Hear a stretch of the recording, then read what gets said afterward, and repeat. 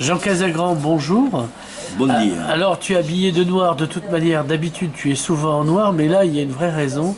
Notre ami Vincent Madramagne nous a quittés. Alors, est-ce que tu peux évoquer la mémoire de notre camarade Vincent?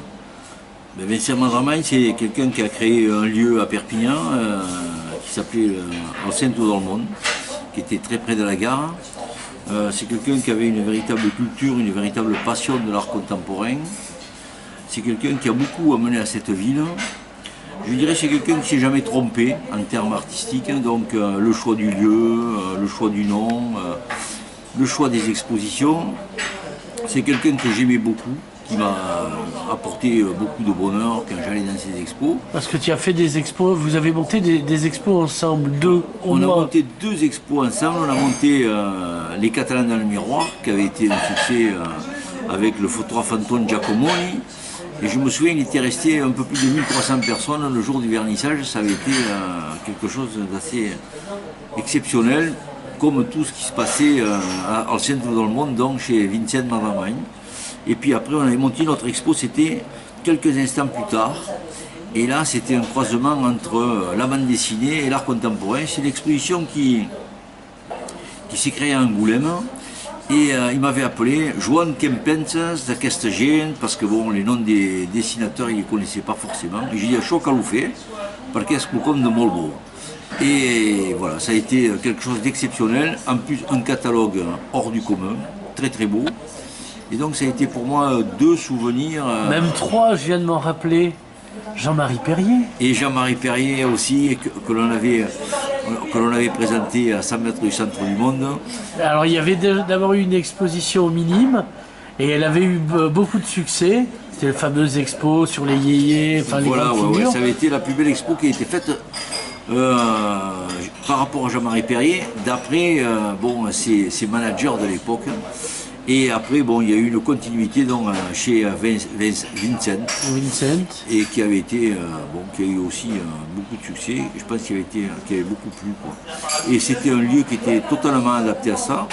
C'est quelqu'un qui venait de Saint-Charles et qui avait acheté un entrepôt d'expéditeurs qui est un lieu magnifique.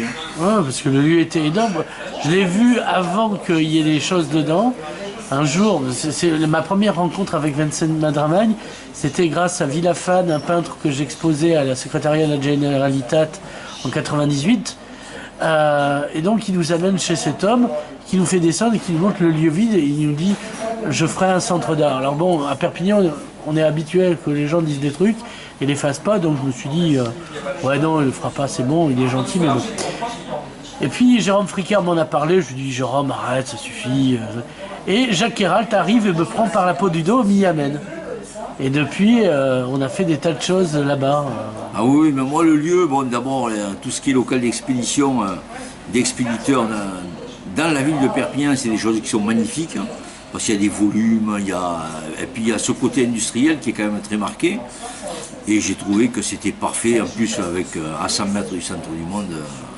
Avec toujours la balance qui reste à l'entrée. À Chaumatèche. Donc c'était superbe. Et bon, j'ai que 2 bons souvenirs de Vincent, de Vincent, et de repas qu'on avait fait avec notre ami Jean Reynal, Jacques Quéralt, parce que c'était quand même... De sa fidoua, de sa paella valenciane. Dans la seva paella valenciane, qui savait faire très très bien. Et donc j'ai une pensée pour Hector, bien sûr. Parce que, bon, quand on pense à Vincent, on pense à Hector, et puis bon, à tous ses amis qu'il y a autour, quoi. J'espère que ce lieu continuera à vivre. Bon, il y aura toujours son âme quelque part. Maintenant, c'est toujours difficile de remplacer l'irremplaçable. Mais on peut toujours continuer, et puis il y a peut-être d'autres choses à présenter dans ce lieu, quoi, qui a quand même une histoire qui est très très belle, hein, surtout en termes d'art contemporain, parce que je pense que Perpignan, c'est plus une ville, c'est plus des quartiers, c'est une zone urbaine, hein, et ça c'est un lieu, je dirais, historique par rapport à l'histoire de l'art dans cette ville, dans cet espace. Jean Casagrand, merci. Merci à vous.